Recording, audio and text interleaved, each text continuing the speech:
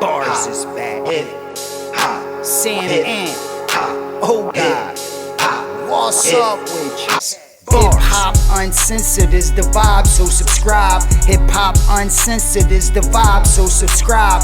Oh God, driving Sam Ant riding passenger side, and you heard it out the mouth of the greatest rapper.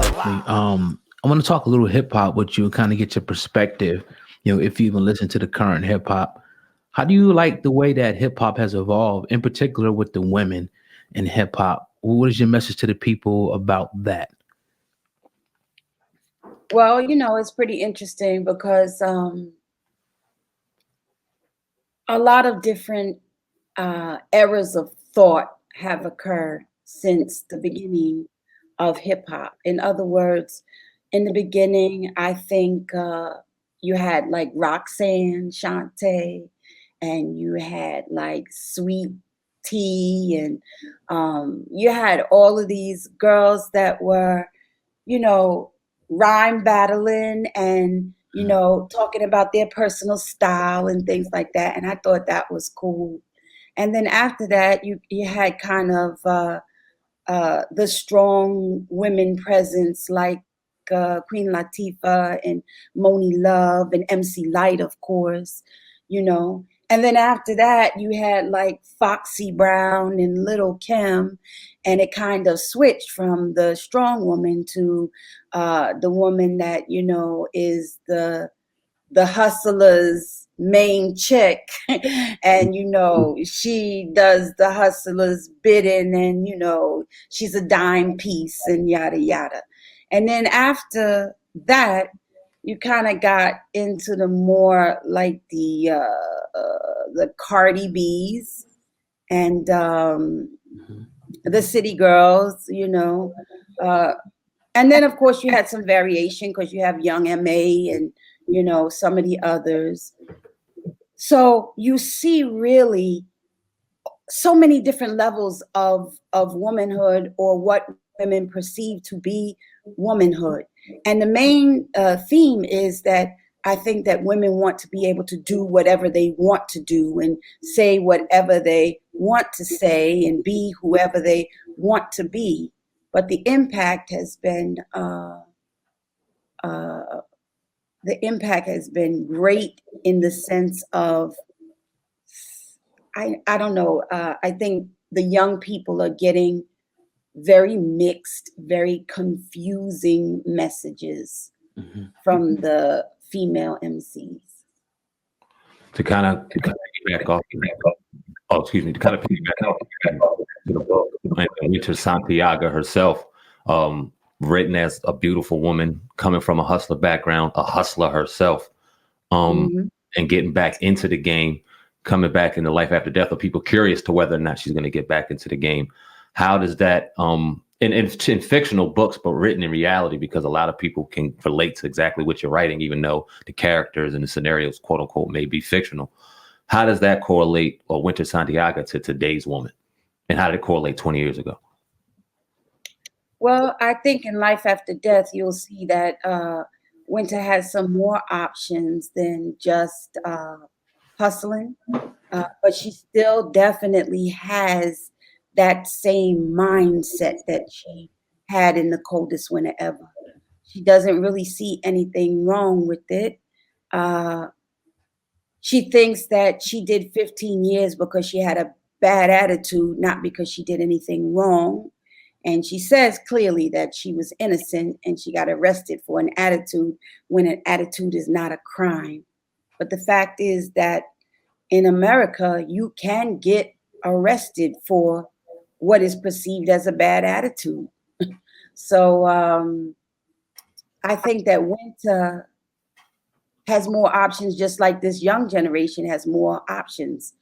There's reality TV and video games and, you know, all kinds of different economic portals for young people to go through today that they were not able to go through before. So I think that you'll see that in Life After Death. Do you think that that hip hop, you know, we were talking about how, you know, how the woman and the men kind of evolved, but you particularly talking about the woman. Do you think there's any benefit to our children, our seeds, listening to that type of music? Because like you have some people, it's not always like the Meg Thee Stallions and the Cardi. You got other artists, who present a different message. So do you think the negative side of that is at all beneficial? Can we find any benefit in that at all? Should we kind of just turn that whole thing off? Well, I'm not controlling enough to tell people what to turn off or what to turn on. But I always like to give a message through all of the art that I do, that your life matters and your soul matters and your choices matter and your actions matter. And I always feel bad if I see, women who think that all they are is a sexual entity and nothing else. And even from when I was 21, I believe that the definition of a woman is to have 360 degrees of power, to be multidimensional. So your sexuality, of course, is part of it because that's nature. But there's so many other levels to your womanhood.